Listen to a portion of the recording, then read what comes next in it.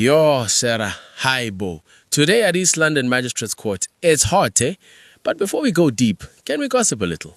Hi, yes, please. Because I saw something and I said, nope, we must talk first. Kanti, why did Julius and his wife arrive in different cars? Yo, John, I also saw that. I was like, are we okay at home or what's going on? Gova Musa was saying things. Now I'm like, was Musa correct or is this just normal protocol? Guys, if you understand that setup, please explain to us. Ngova, we confused. Okay, jokes aside, let's get serious now. What happened in that court today is big. Very big. And we need to be honest about it. Julius Malema was wrong, full stop. 100% wrong. You can't just fire a gun in public like that. Especially a gun that's not even yours. Exactly. That behavior, it looked like those Cape Flats boys, not a political leader. And for that, the judge was correct to find him guilty. But now, here's where it gets tricky. Arresting Malema, that's another story. That could cause more harm than good in this country. Exactly. And judges are supposed to think about those consequences. But the way this case went, it felt personal, hey? Very personal, like the outcome was already decided. Because let's break it down. Where did Julius get the gun? From his bodyguard.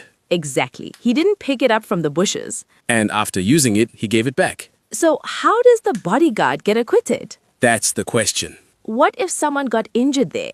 Are we now saying it's okay to borrow someone's firearm and just shoot? That doesn't make sense at all. And that's why people are saying the real target here was Julius Malema. Did he find it strange that he was acquitted and Mr. Malema continued to stand trial? I don't think he found it strange. I think for him, he was not guilty. They had no evidence against him. So, I think it speaks for itself.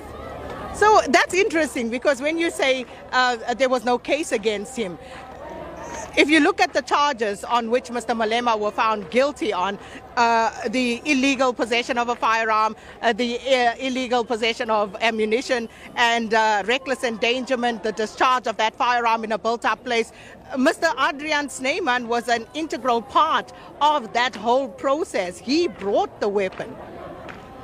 So I can't comment, obviously, for Mr. Malema. I think that's for the EFF, the Economic Freedom Fighters, to comment on his behalf.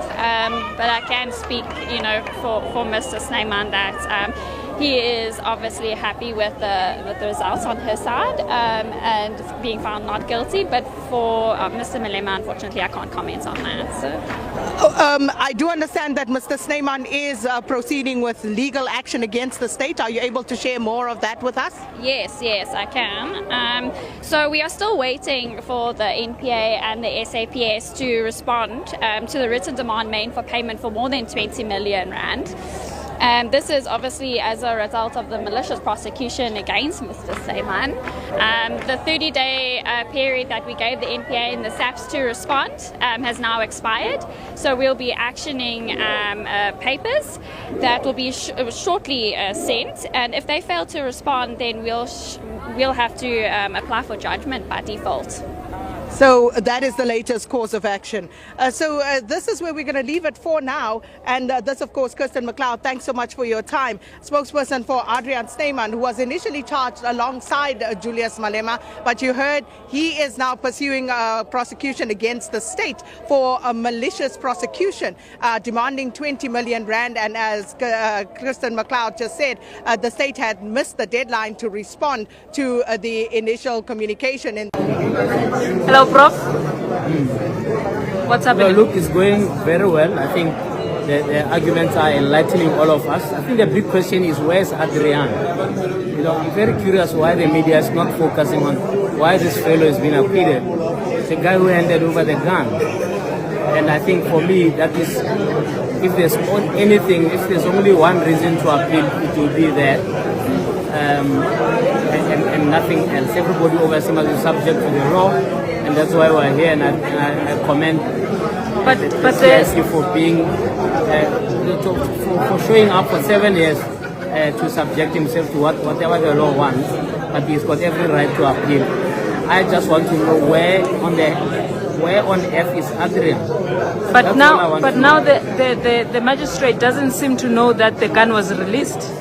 That's bizarre. But immediately said, oh, it's irrelevant. There's truly a worrying trend in that regard, and one wonders what her intentions are. But of course, that's why we're here. We'll see what happens. It's a big political moment, no matter how you look at it, focusing both on the political ramifications and the judicial ramifications of whatever decisions going to be made today. Thank you very much. As returned a firearm. She doesn't question. The guy doesn't dispute it. All of a sudden, she's shocked. Is the gun returned? She was here. She asked for everything. Why did she use the gun? You want to enjoy with you? Yeah. No, we're going together. You're not leaving me here.